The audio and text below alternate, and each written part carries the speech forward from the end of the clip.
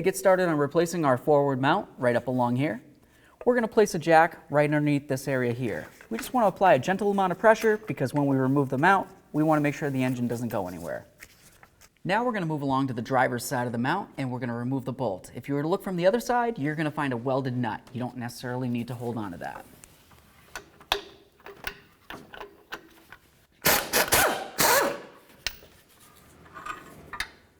With the center bolt out, let's move along to these two holes here. If you were to look up inside, you're going to find two bolts. Go ahead and remove the pair.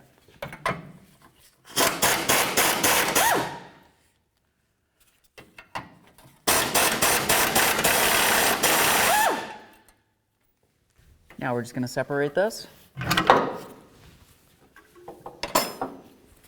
There it is, friends.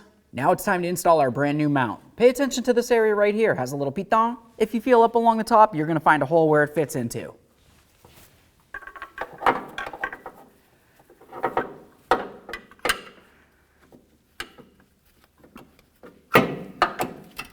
I'll use an extension and start in both of these bolts. Now let's snug these up.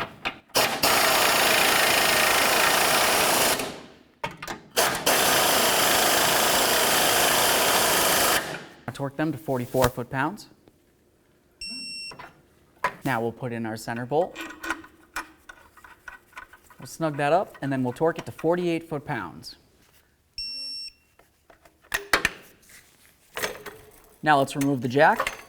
All you gotta do now is go ahead and start up the car, make sure you don't hear any funny noises, and take it for a road test.